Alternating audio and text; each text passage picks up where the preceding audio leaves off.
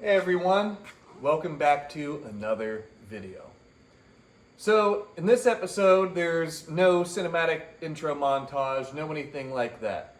I really want to get right down to the meat and potatoes of the video, as the topic is very important. The topic is shop safety. So the impetus for this video is an accident or a near accident that I had here with the SC300 the other day. So if you guys follow me on Instagram, Facebook, any other social media channels, you will likely have already seen the post that I made about this.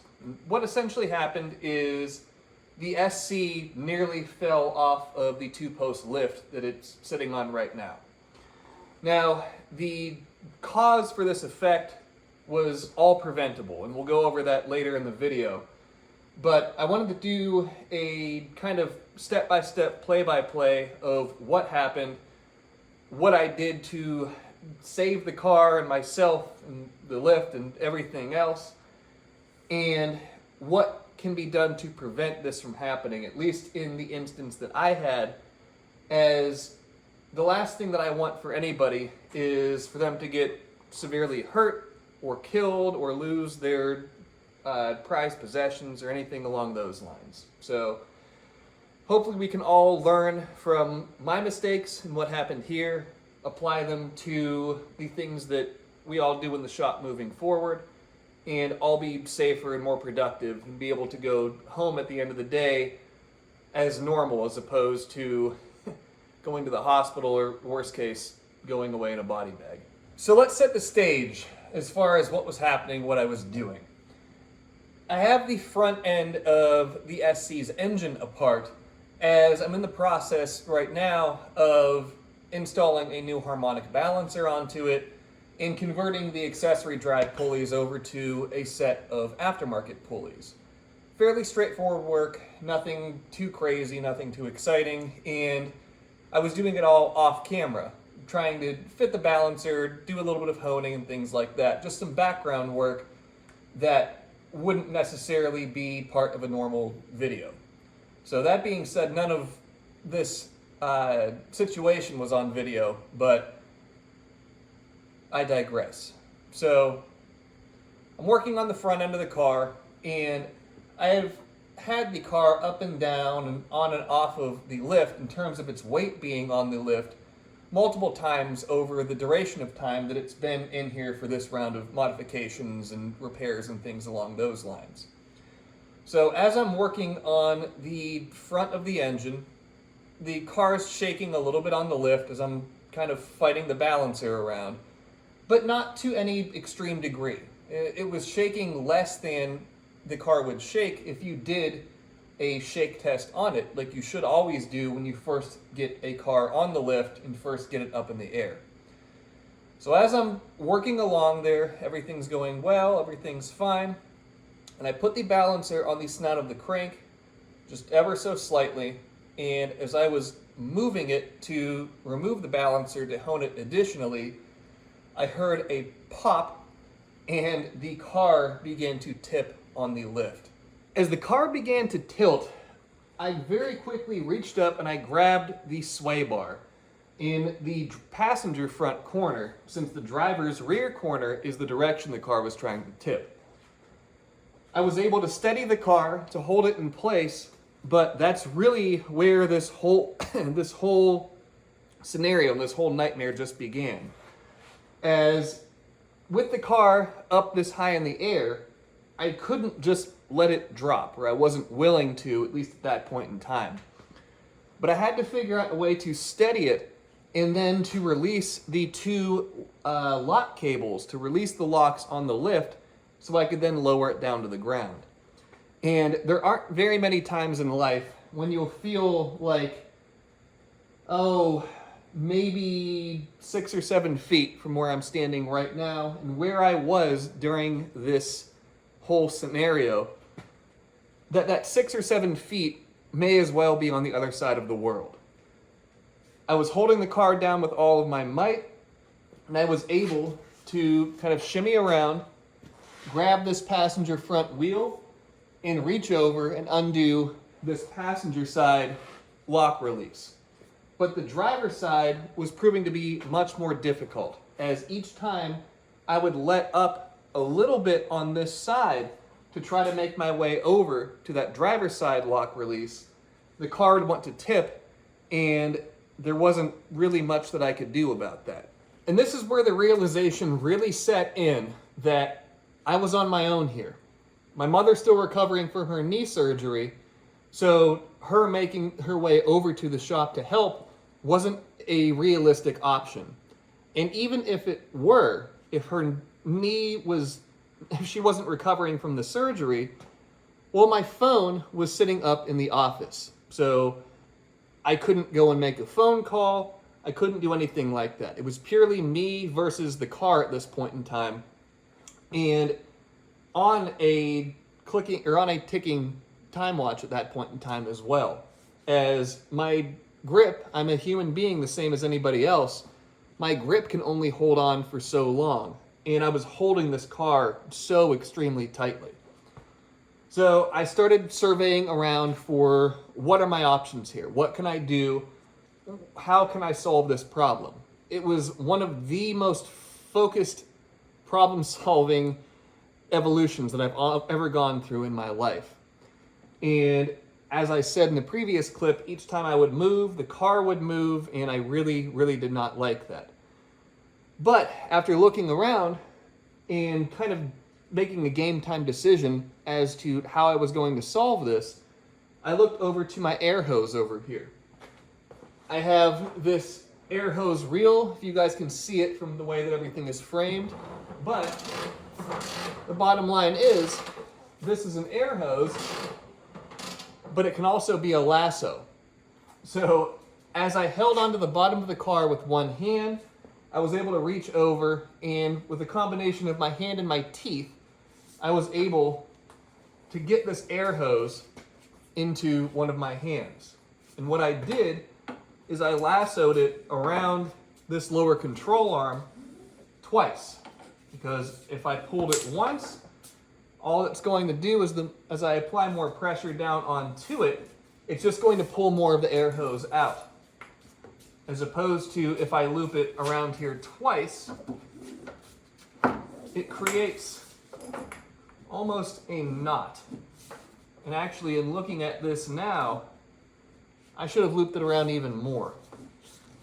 But I was able to use this to hold down with my left arm as I shimmied my way over towards where you guys are at right now on the tripod, and eventually over to where the lock release is at on the driver's side.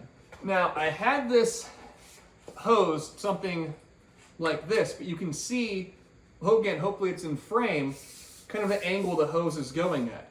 The more that I move away from that passenger front corner, the less I'm pulling directly down on it, the more actual side force is happening, and therefore the more that I would have to pull on this hose, again with kind of one arm as I'm reaching over towards where this lock release is at.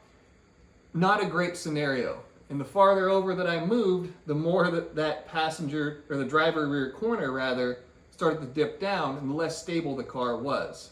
But I finally reached the point after my grip began to fail that I realized I had to try to make my way over to this release cable. That was the only way that I could have this come to a desirable conclusion. So, still applying as much force onto the hose as I could, I shimmied over, and I was able to pull the lock release just like that. At this point, I was able to kind of shimmy my way back over here, get the car, or the passenger front corner, pulled back down onto the lift as tightly as I could, and with both lock releases released, I was able to begin lowering the car. And I was trying to apply as much downward pressure still on the air hose as I could, but between being fatigued from holding on to everything so tight and just the adrenaline rush and how crazy this scenario was, my strength began to fail and the car began to tip, but the closer that it came down to the ground, the less worried I was about a huge amount of damage happening to the car or the lift or anything else. And a big mess to clean up and a lot of additional expense having to repair the car after essentially having been totaled, because what other outcome would there be with a 1.5 tons of steel, glass, rubber, so on and so forth, falling from 6 feet in the air at an awkward, strange angle. So, still trying to apply force down with the hose. I'm lowering the car down. And I finally realize that it has kind of a reasonable balance point. Or again, at least one that I'm comfortable with as the car continues to come down. And the closer that the car grew to the ground, the less force I was still exerting on the hose. Once I was able to lower the car down to a height where I knew there wouldn't be a ton of damage if it were to tip off the lift, I was able to take the photo that you guys see on the screen right now.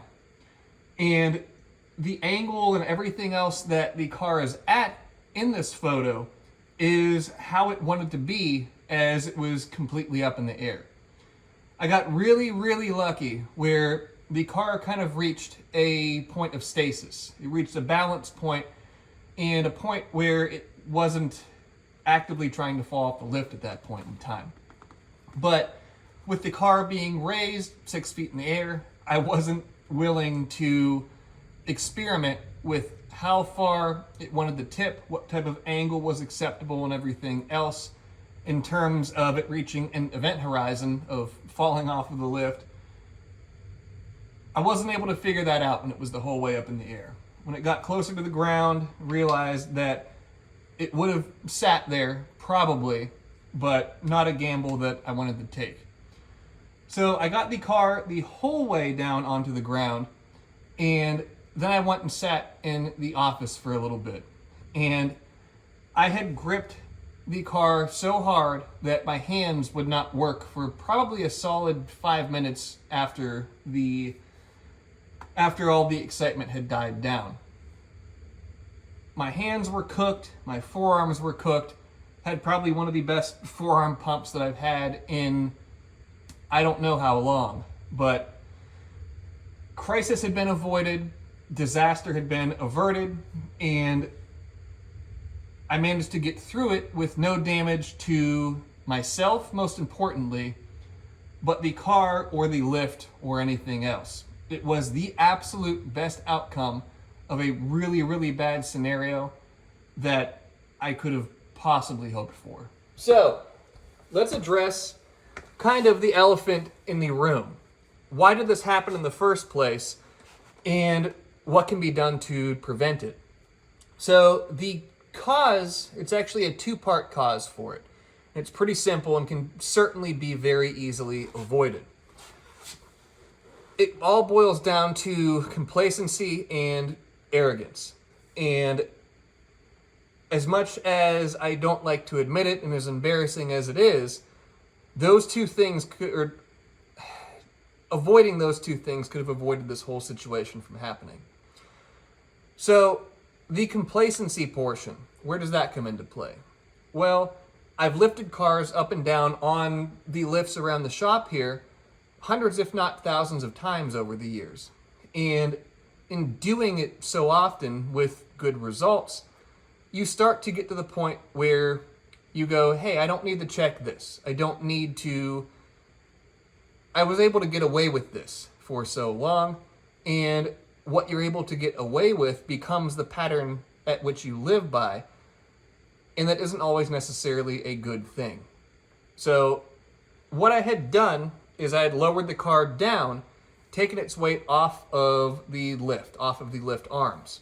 And why that is significant is unless you purposefully and correctly re-rack the car after its weight has been removed from the lift arms and from the lift and everything else, when you go to raise the car again, the actual lift pads that contact the bottom of the car won't necessarily be in the same place.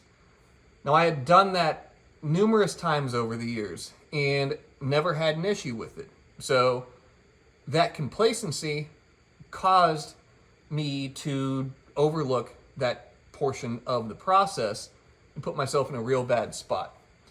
And that's also kind of where the arrogance comes into play also, where you start to become cocky and overly confident when you really shouldn't be. And it's easy to look past kind of what is at stake when we're working on these cars, especially on a lift and especially in a position where you really wouldn't want that much weight to fall to the ground or on top of you or anything else. So what the ultimate culprits for this were this rear lift arm, me not checking where it was at on the bottom of the car, and it must have just barely been contacting the side of the pad onto the pinch weld on the bottom of the car that I used to lift this, and eventually reached the point where it slid over to the side, and then the weight finally reached and crossed its event horizon of popping that lift arm out.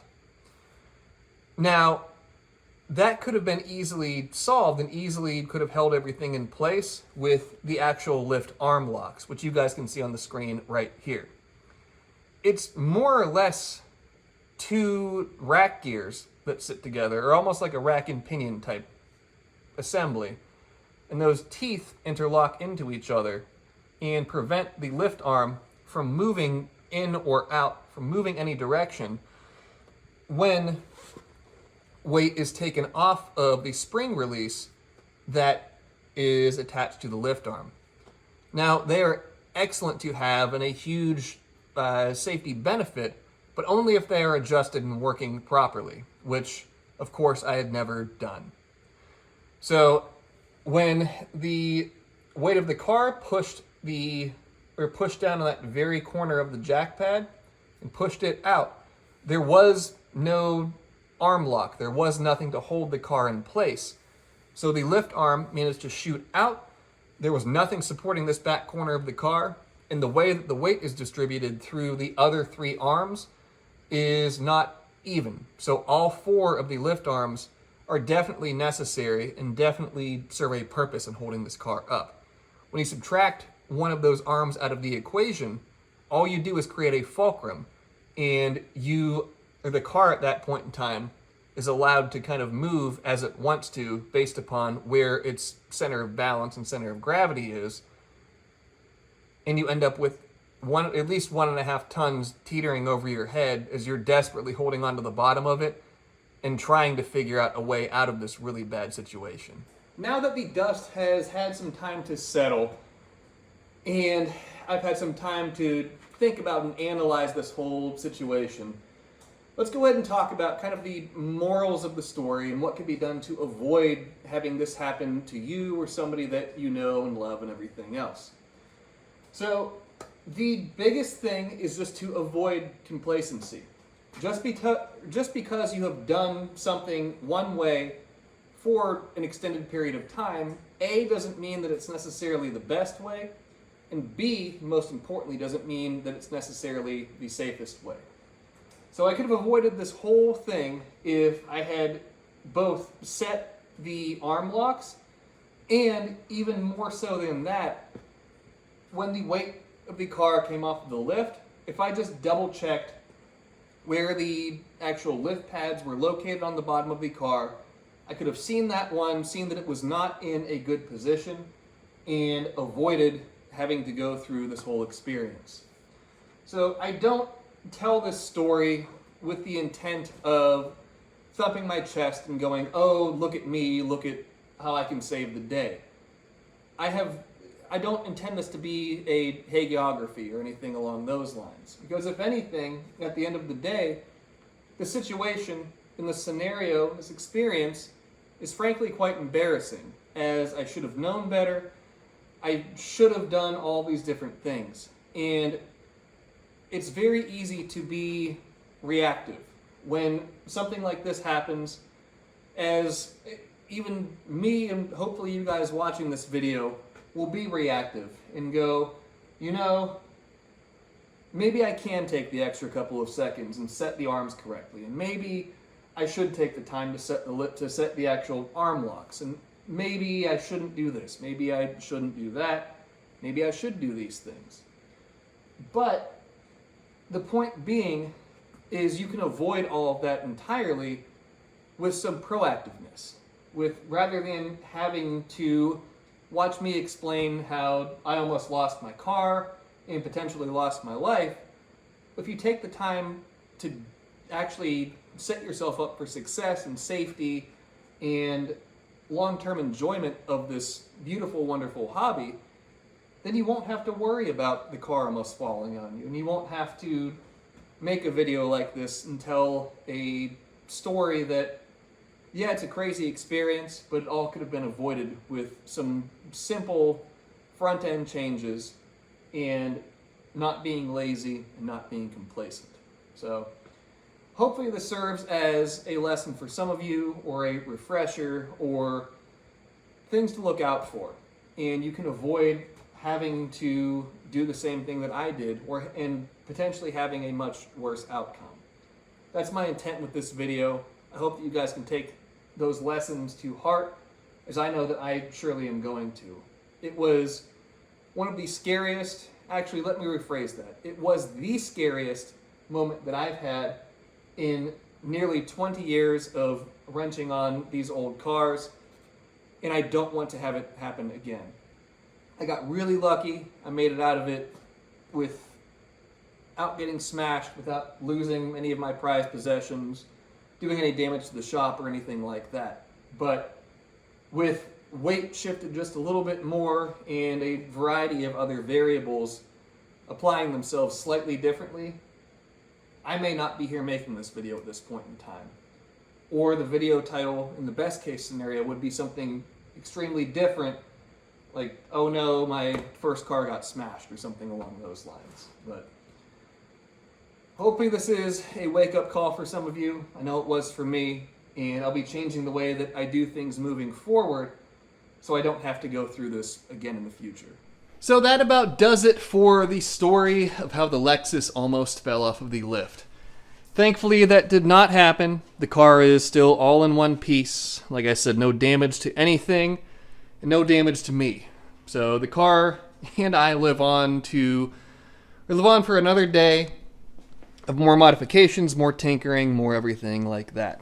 So not the video that I wanted to make, but it's probably one of the, if not the most important video that I've made to date, just because of the safety and threat to life implications that come along with it.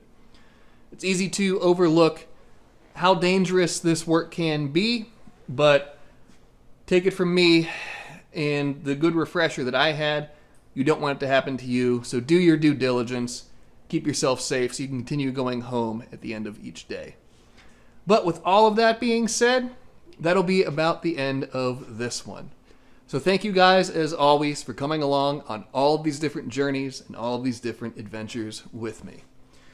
We have a little bit of additional work to do on the SC to get the engine put back together and get it to the point where it can drive again, and that'll be upcoming in the next episode. We also have the engine parts for the Aristo that need to go up to Accelerated. Hopefully that will also be coming in the next episode. And then we can really dive into the Aristo project, and we can go over actually putting the engine together. And I'm looking forward to that, as it's been a while since I've assembled an engine, and it's always something fun to do. We have the Supras upcoming. Or the soonest out of the two projects will be getting the Mark II back on the road, and I'm really, really looking forward to that. There's a lot of cool things happening, a lot of progress to be made, and I look forward to taking you guys along on each and every one of those journeys with me, and I hope that you are enjoying the time that we spend here together. But with all of that being said, that will be about the end of this one. So as always, be sure to subscribe, leave a like, leave a comment, and check out the website for manifolds, for merch, for all things good that way, including my MCB collection. That is the newest apparel and accessory line that I have for you guys.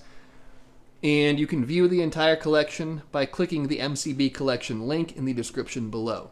So if anything there is something you're interested in, feel free to scoop any of it up. And if nothing there does speak to you, well, hopefully I offer something in the future that does and that you would like to add to your collection. But with all of that being said, that'll be the end of this one, and I will see you guys in the next episode.